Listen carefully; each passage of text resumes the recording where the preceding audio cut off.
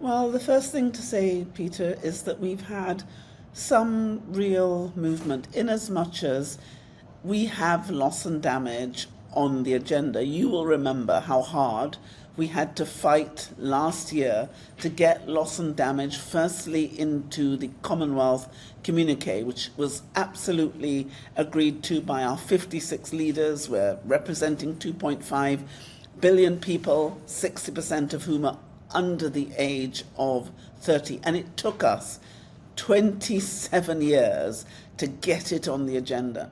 And it was a huge success then to take it from Kigali to Sharm el-Sheikh and then get the world to put it on the agenda. And so we have to celebrate the fact that within 12 months to have got it from agreement to conceptualizing and having a fund is a success, and the 726 million that's been so far committed is a milestone, and that the UAE putting in that first 100 million was a landmark. However, having said all of that, we know it is just a drop in the ocean for what we need. We are facing the reality that we need about 5.9 trillion to get on track by 2030.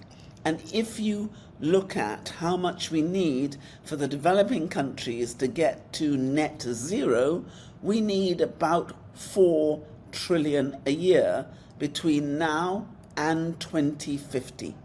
We also know that the countries who are suffering the most did the least to create it. So 80% of the greenhouse gases was caused by G20 countries, no less than 5% by those developing countries, particularly the small island developing states in the global south. That is our reality.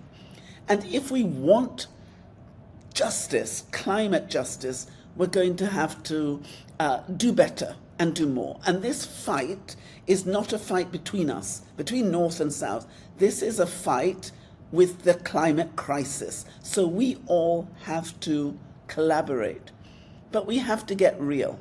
Someone mentioned to me that we pay more to footballers in the UAE collectively than the 726 million. That can't be right. People's lives and livelihoods and mere being must demand more than that. So I am always, as you know, a glass half full person. So I'm going to celebrate the fact that we are where we are. The innovations are coming. We now have not just member states and local authorities. We have business waking up and saying this is the time for change. I'm going to celebrate the fact that fossil fuels are now becoming more expensive than green energy. So it's 80% cheaper to have green energy in terms of solar than it's ever been. I'm celebrating the fact that countries like Kenya are now more than 90% green. Some people say it's 94, some people say it's 96%, but it's phenomenal. And more than 47% of that's coming from geothermal. I'm going to celebrate all of that. However, Madam Secretary General, talk to me about the operationalization of the loss and damage fund. What are your thoughts about how this is going to be done after it's been agreed upon at the COP28? Well, I think it has to have a fast, effective, efficient system. We cannot put in a system which is so complex, so difficult, so burdensome, that the countries who are most in need of it are least likely to be able to access it. And you know that we have done what I believe is a phenomenal job in improving the speed with which we can make applications if we choose.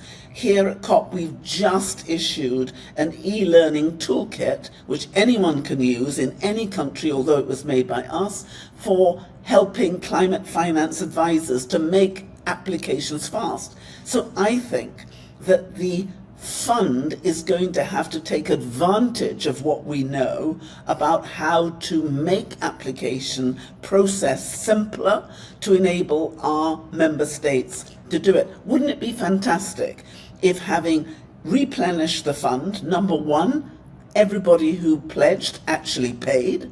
And wouldn't it be a marvelous thing if by the time we came to the next COP, all the $726 million had actually been distributed? That must be an aspiration. But people keep on saying it can't be done. But look at what we've done in the Commonwealth. We're a tiny organization servicing 1/3 of the world. But with just $10 million, in fact less than $10 million, we've already delivered into the hands of our member states $322 million, plus we've got another $500 million in the pipeline, and we've trained more than 2,650 people to be better able to make applications. So quite frankly, Peter, if we can do that, as small as we are, working hand in glove with our member states, with our experts on the ground, with our people, surely we as a global community can do better. And I would love it if some of that money that is going to climate finance could come to the Commonwealth countries who are still in need of a climate finance advisor, but we at the Secretariat haven't quite got the money to do it, because exponentially we will do better. So from the fund's point of view, I would say, please listen to what small states are saying, work with the local development banks, the Caribbean Development Bank, the African Development Bank, the ASEAN Development Bank, the Pacific Islands, all of them who've been through this trauma already, learn from what we have all suffered, and make sure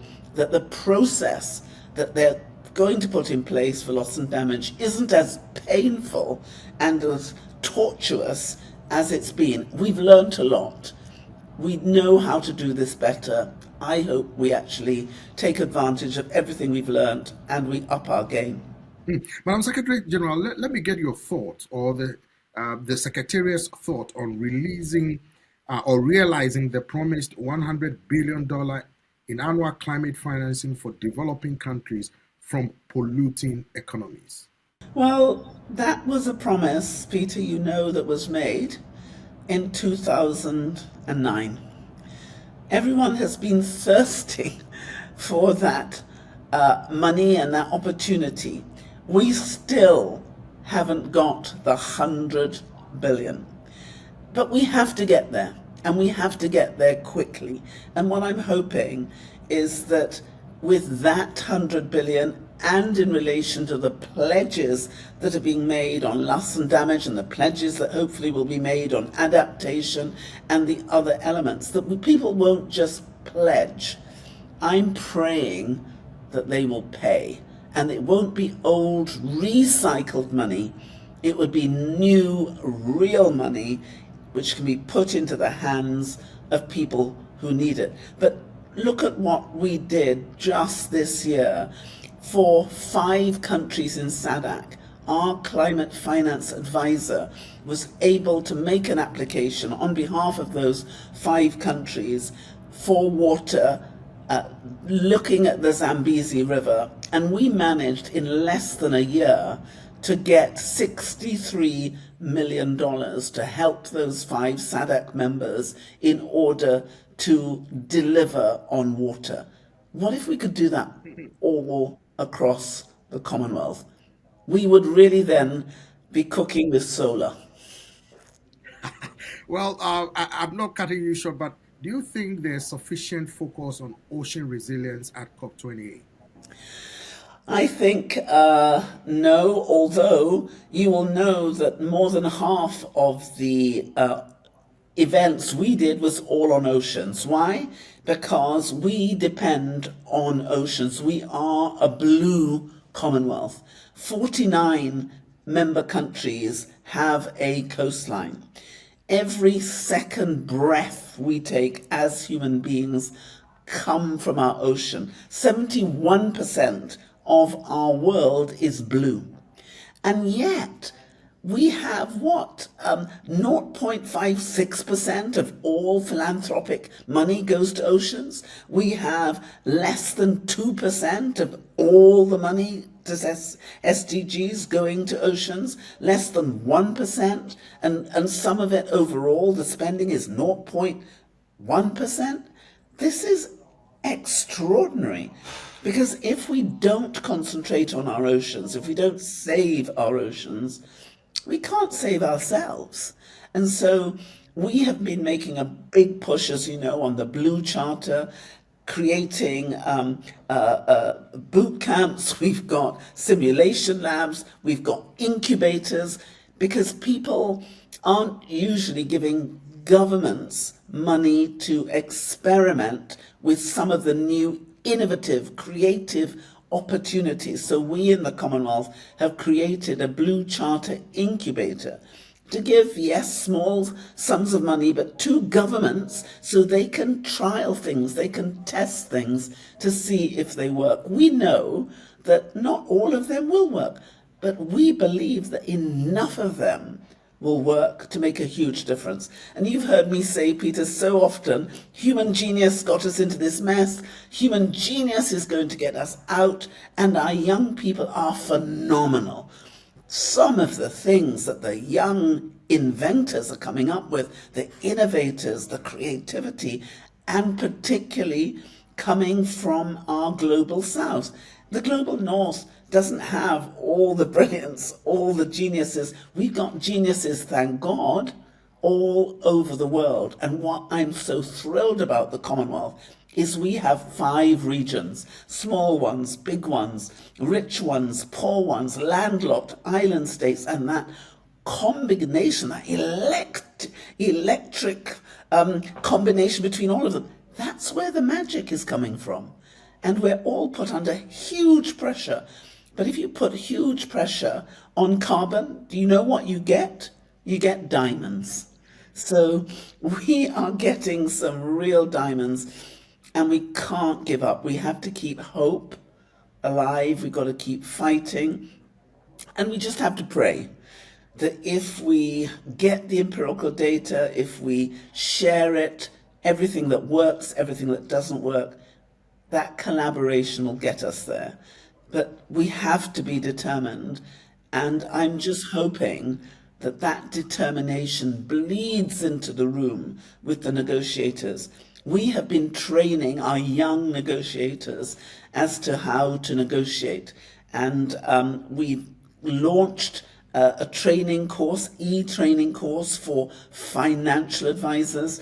The young people today challenged me. They said the Commonwealth was doing a phenomenal job in training them to be negotiators, but they all wanted to do it.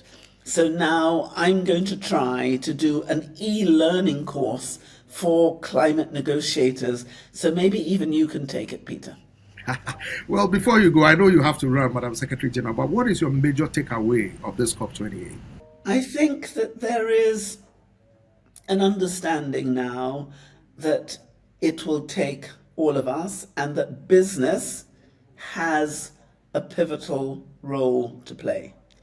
I think we're almost getting to the tipping point where people are understanding that green energy absolutely is the future, and it will be cheaper, better, and easier. But we have such a fight on our hands to get an understanding and a action plan in relation to how we transit out of fossil fuels.